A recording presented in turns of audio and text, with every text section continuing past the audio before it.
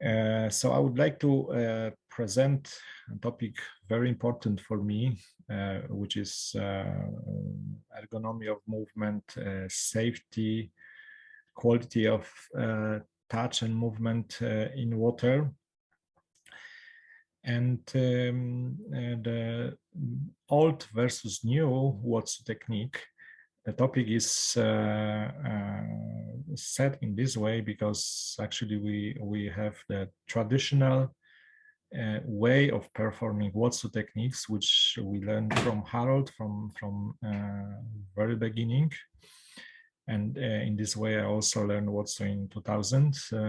And later on, new people came to the field and brought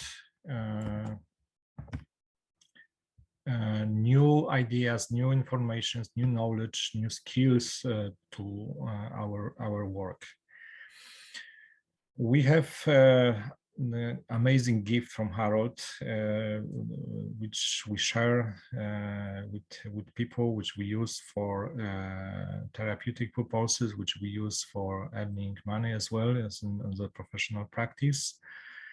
And Harold's book, Watsu Freeing the Body in Water, gives the essence of what Harold wanted to do through Watsu. Freeing the body in water, and the question is how to do it in most effective way, how we can free the body in water. So basically, if you want to relax someone, you have to relax yourself first. And this is absolutely true, especially in water work. So if you have any tension in your body, if you if you work strongly, if your muscles are in tension, this tension travels to the body of receiver through your body, as also through the water. Water is a great conductor. And anyway, you are connected not only to the water, but also with the arms and or other body parts. So this point of connections transfer the tension too. So we need to learn our body. We need to learn anatomy. We need to learn body mechanics. We need to learn not only in the way how it is in the anatomy books and atlases, and also, but also in the kind of holistic approach, using the idea of biotensegrity, using the idea of myofascial connections in the body, which transmit forces, transmit informations.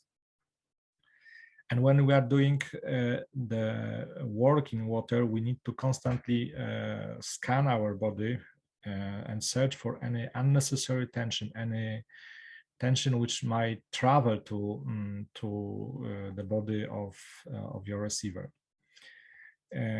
Because as I said, everything is connected, and this tension travels through this connection. And another important thing is your work in water should be invisible to the client. So yes, we need to support, we need to give the presence and attentions. And at the same time, we need not to disturb the client. We need to be invisible. And also, we need to remember that we are in very different conditions when we enter the pool, and water requires another mindset from us as a therapist. We need to remember there's no gravity anymore in the water, so you need to forget about your habits, movement habits from the land. We need to learn the water. We need to learn the physics of the water. We need to learn how water behaves, how the body behaves in water. And this also means that we need sometimes to unlearn many things which are in our body in order to perform in ergonomic and effortless way our therapy, our body work in water.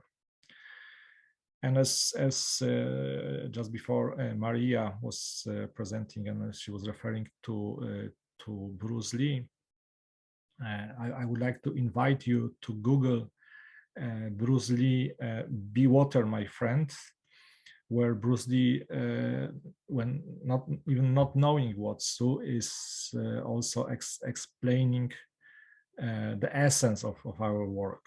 So you will find a very interesting short movie from Bruce Lee, Be Water, My Friend. And the next step, when we are able to free the body, we can also free our mind, because this is the extension of freeing the body. When we do it in water, we can also access other levels. And the question is if we are ready to do it. And this is important questions because this will set our approach attitude to the next slide and the next question, which I'm asking. And this comes from also from Matrix movie, which I like, because it shows different perspective to the reality we live in. So if I tell you all you have learned about Watsu technique so far, you can do even better. So we, as I said, we got a great gift from Harold, our father of our family. Harold for me is a genius, and there is a lot of proofs for that. A genius creator, and definitely a hero for me. Also because he allowed other people to enter his creation. He was open to contributors, he was open to suggestions, he was open to criticism as well. I remember a situation in 2010 in course in Italy when he introduced the movement, this chimney thing, when we squeeze the hips and move, and he did it in quite dynamic and actually violent way, as I understood. So I approached to him and said that for me it's a bit too dynamic, and it's also a bit too early in the session, so body is not prepared yet for such dynamic things in the water. And once he was very excited about this new movement showing, he was quite upset. Next morning he approached to me and said, Tomasz, I have been thinking on this, and we'll do in this way. We'll approach, we'll bring, start slowly and bring more speed, more dynamic, and we'll progress with this and do finally as he did at the very beginning. So that shows his openness, and I really appreciate for this approach. Also, I would like to tell you about myself as I'm bringing to the table when presenting this topic. I'm bringing to the table almost 3 decades of exploration of human body and human movement. I have been learning from many internationally renowned teachers, both on land and in water. For example, from Dr. Robert Schleib, who is not only the expert in fascia field and researcher on that, but only few people knows that he's a person who brought Watsu to Germany, and he told me in private conversation. So it was very interesting to talk about beginnings of Watsu in Germany with him. So everything what I have learned from these teachers and what was applicable for water work, I started immediately to use in my practice, and also I was teaching my students with new material, new findings from other fields. And also we can see the timeline of development of Watsu. We started, Harold started in 1980. Along the way, there was new people coming in, bringing new ideas, new knowledge. I started in 2000 and I was using Watsu in this way. I have learned so far for a couple of years until my first ATC and ITC training, and in 2009 I did my first ITC training when I completely changed my attitude, my way of performing movement. And here I need to give credits to Marie Thierry Thomas, who actually started this this movement, this approach, using the ergonomic movement in water, taking care about quality of touch and movement. It was the great inspiration for me, which motivated me to explore more and develop more. Let me show you also kind of information, kind of how this new style is popular. It's actually not so popular because maybe 10, maximum maybe 10-15% people in the world are doing in this way. And the vast majority of practitioners, instructors are using the original old way of doing this. And the reason why is popular the original way, why is people are not using the ergonomic approach, is the main reason is there's no other choice. There's no information about options, about other possibilities. And also when I was learning, there was literally no other choice. Everybody was doing in this way. Now it's a bit different. There is a choice. Also, another reason is people tend to stay in own comfort zone. I have learned something, so I achieved some level. I'm practitioner, I'm instructor. Why should I change if I'm happy with what I have? That's typical comfort zone.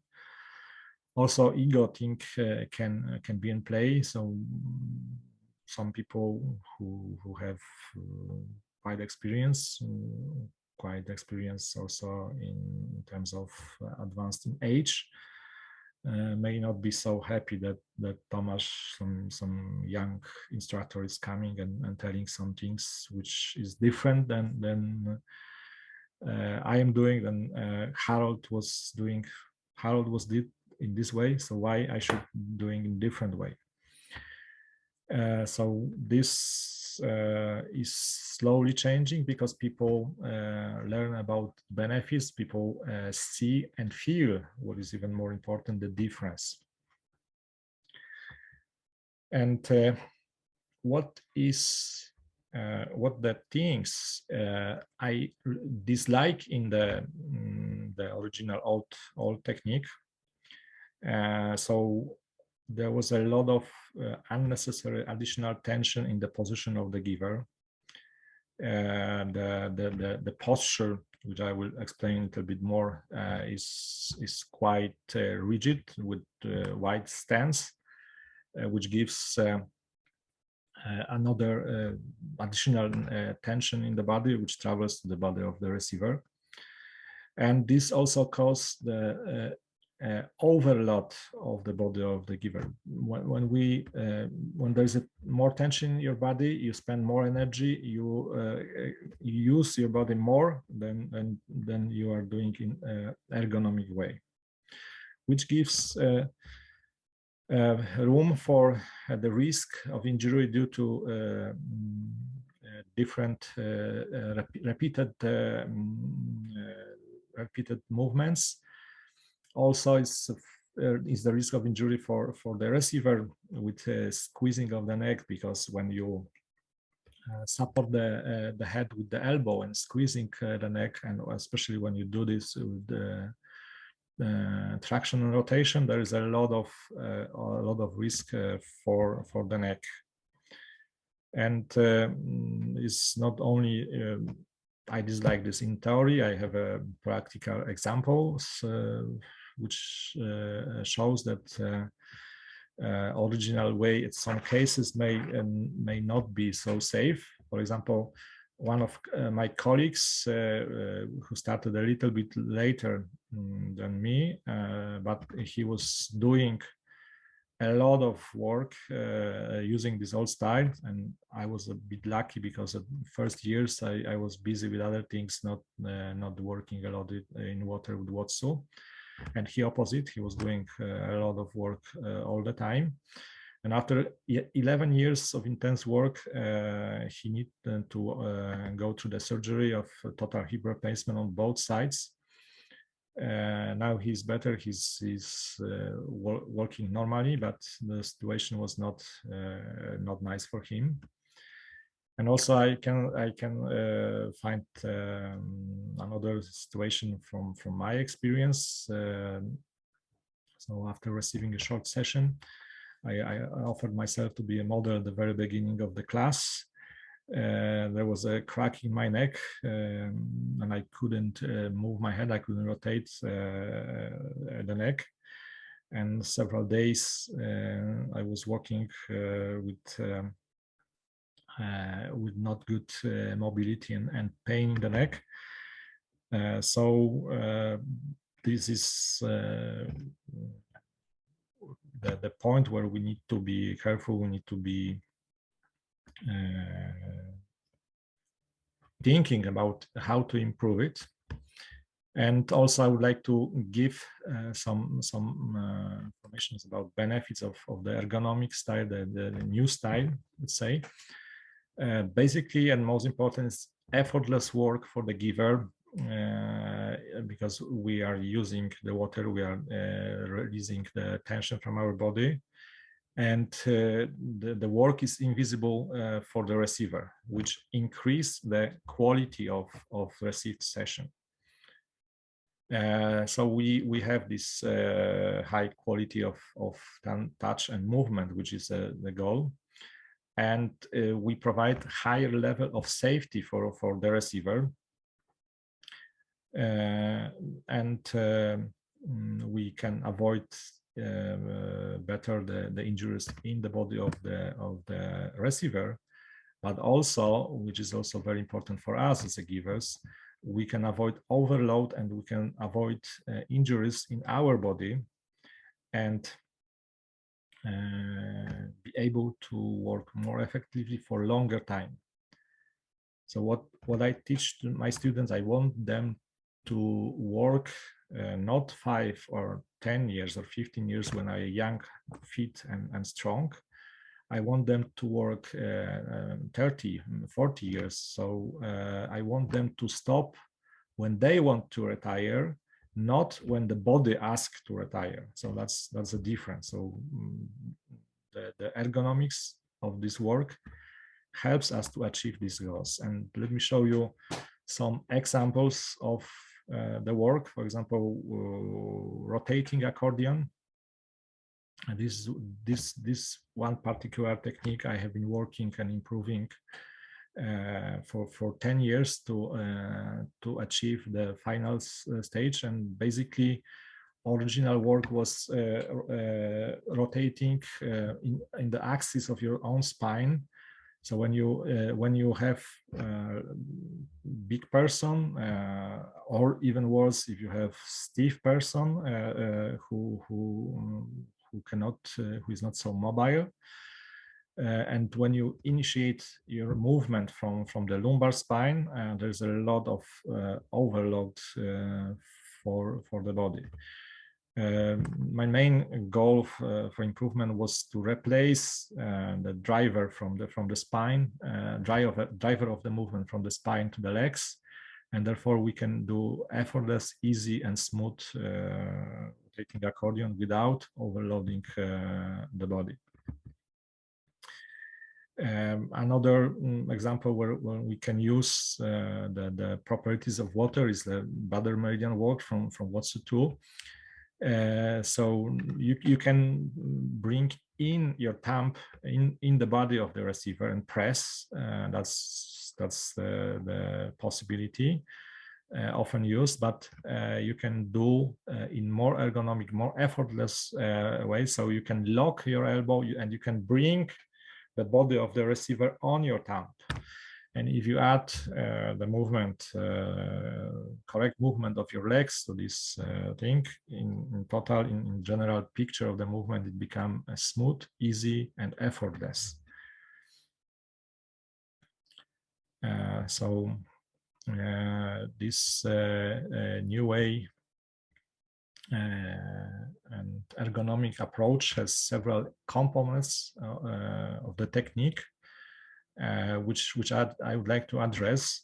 Obviously, in 30 minutes presentation lecture, it's not possible to teach you and explain you everything. So I will try to focus on the key elements and give some examples. So I would like to focus about basics, which is stance and support of the body, as well give some input on the movement in water.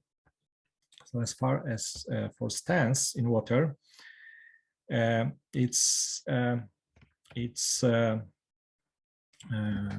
as I said, this is the base of every movement, and both on land and in water. And it influences our balance and our performance. So our position influences the balance and the performance. Is absolutely basic. And there's at least two understanding, two ways of how we can ground in water. So we have, let's say, old way, which is grounding from outside in. So using the big superficial muscles, which works against the gravity on land, to be grounded.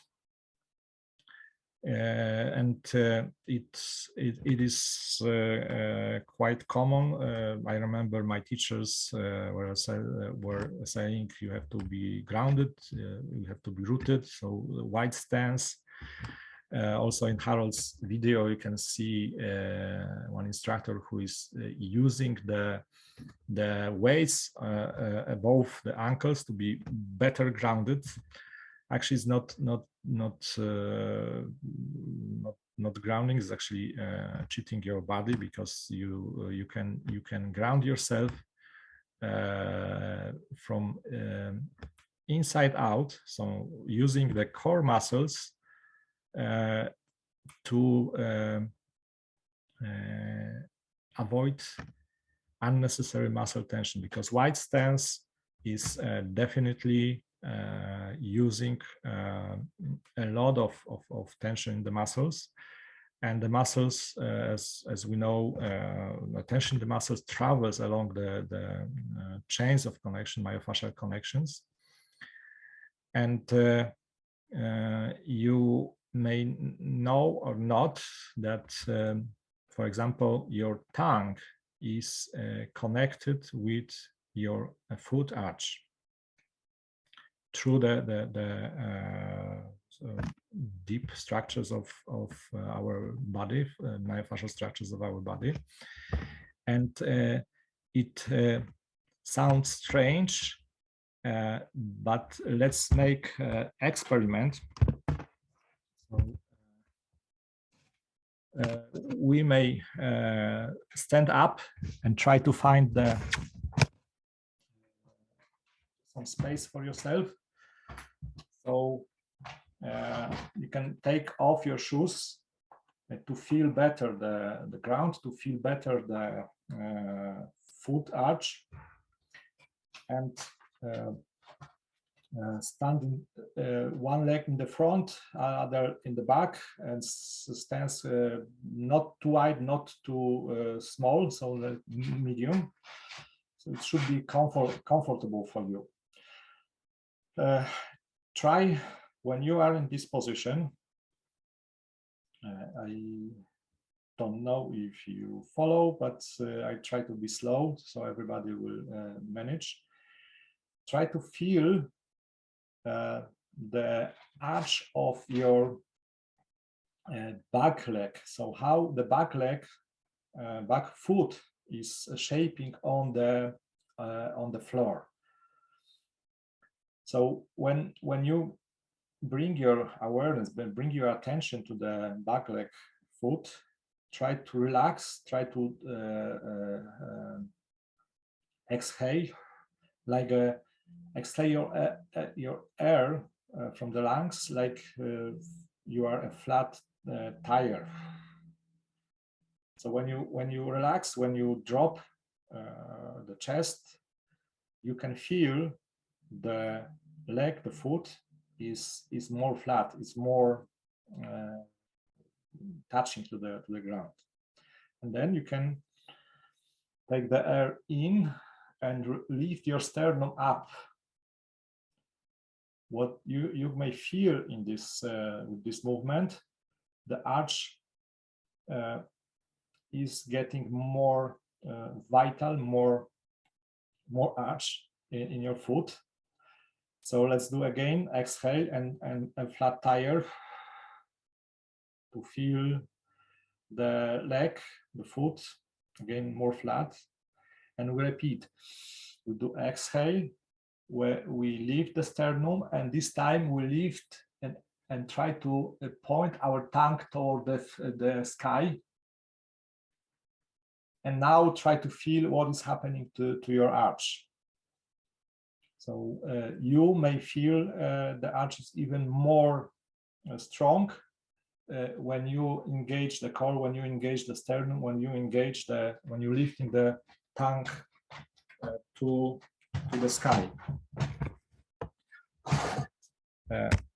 So you may explore this exercise with different weight of the step, with left, right leg in front and back, and this shows the connections which are coming to the body. So for me, this is a proof that when I have a tension in my legs, this tension travels up to the body, travels to the shoulders, and from the shoulders to the arms, it can travel to the body of the receiver. We don't want doing this. So I remember one instructor conference when there was an instructor which I really admire, and I love her work. I love learning from her, and she was doing amazing presentation, very interesting in terms of content, and very soft and inspiring in terms of the form. And there was one thing which I dislike: the wide stance, which this was destroying this amazing ideal picture of the whole thing. And I will use the example. I will show.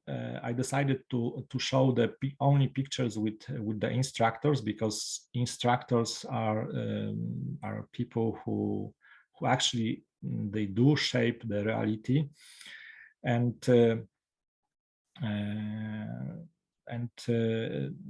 I hope this is kind of educative and non-personal. I did not put the black thing on the eyes to not identify people, because it's not about indicating people, and also doing in this way is not a criminal, it's just a little disadvantage.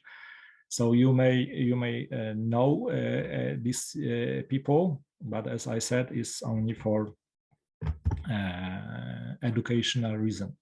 And this is the picture from the last instructor conference in Istanbul. This was not Watsu, it was another exercise. There was the goal was kind of very subtle work. The goal was to find a comfortable position in water, ground yourself, and relax. In order to be prepared to do something else, some, as I said, very gentle work. So as we can see on this picture, almost everybody are standing in very wide position, wide or very wide position, except of one person. So these are our teachers, and this shows that awareness about this is about the way of standing, about the way of distribution of the force is not so widely spread. It's basically it's the original way of Harold was doing, and as I said, people are doing in this way. Also, another point where it is important to apply ergonomics and safety. And safety for me is a priority. There is no compromise when it comes to safety in the water, safety of the receiver. So basically, in water, we need to use the water. We need to use the buoyancy of the water, and we need to support the person without unnecessary muscular tension of the giver. And also, I already said it is important to be invisible in the support. We have to be there. We have to present. We have to provide the correct support of the head, especially in the spine and the other parts of the body. But at the same time, we need to be invisible, which increase the quality of touch and movement. And the very characteristic for the new way of providing support is applying the traction versus the squeezing grip. The most easy and most let's say secure is support of the head is to take it to the hand, to the elbow, and when you lose the support on the head is going away with the floppy head and so on. The natural tendency of people is to make a bend in the neck, in the elbow, excuse me, and provide the support with squeezing. So it's typical to the old way. It has been done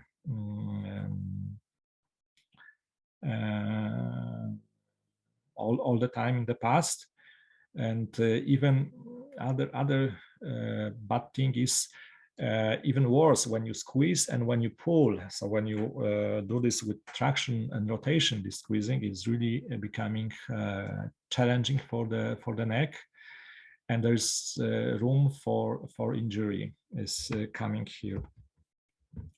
So here we have at the top, we have wall closing. Similar situation is with accordion technique.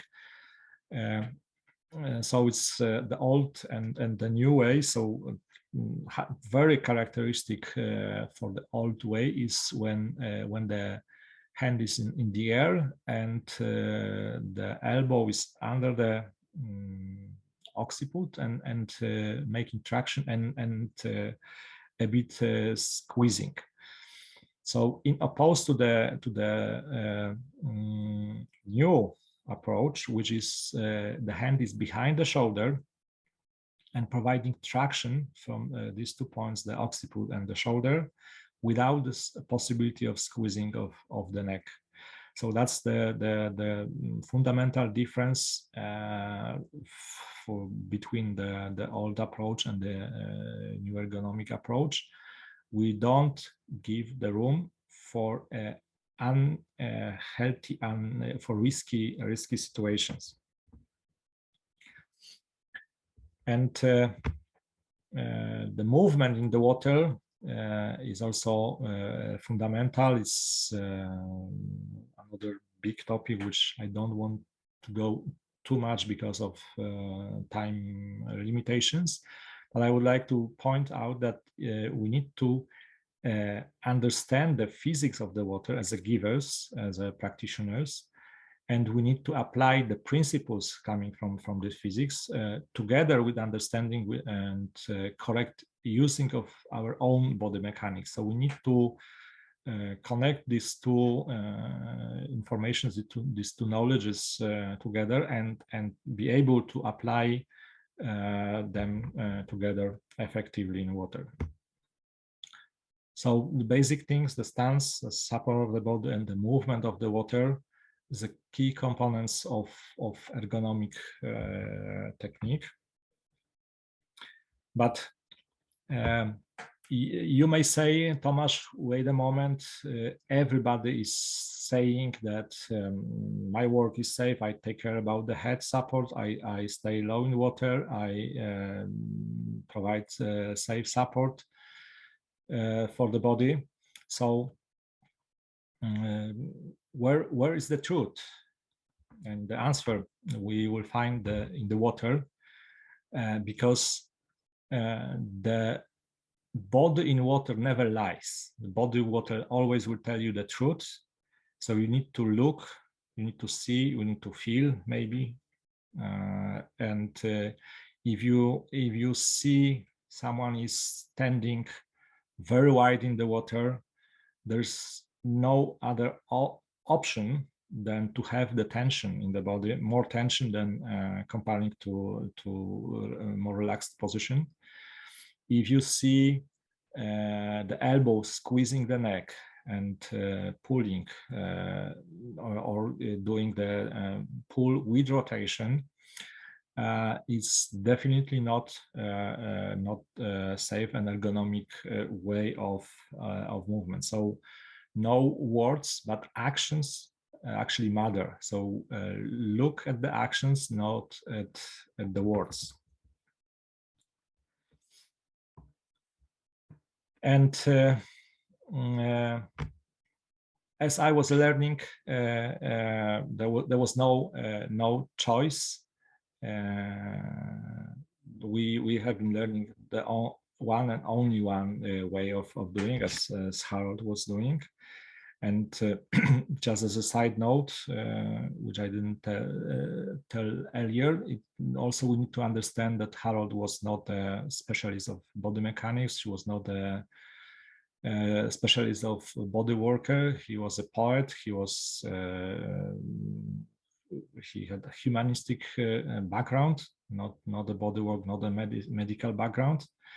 Plus, he was tall, strong man, working usually with smaller women who usually were yoginis. So he could do easily everything with them without any problems and without the need of doing anything in easy way, ergonomic way, because everything was easy for him.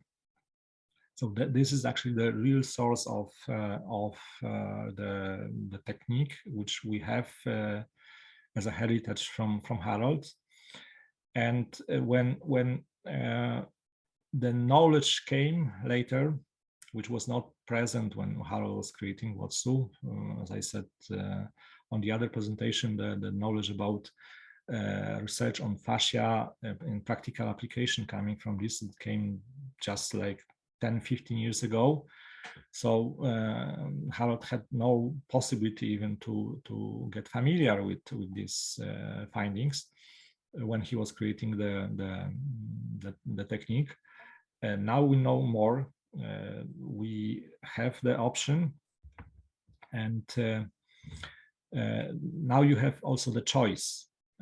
You can choose the one pill and stay with your own comfort zone, with what you know, what you do every day, and with what you are happy with.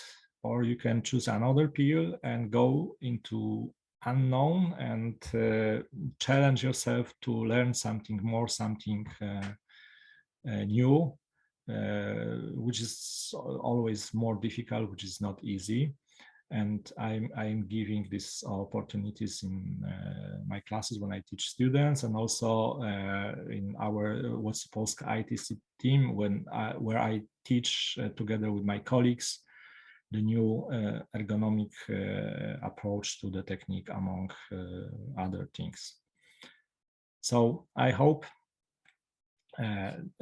this was informative. I hope this was eye-opening, and I hope it will be the start for the discussion on this topic on larger scale, on other forums as well, among instructors, practitioners, and students. So thank you very much.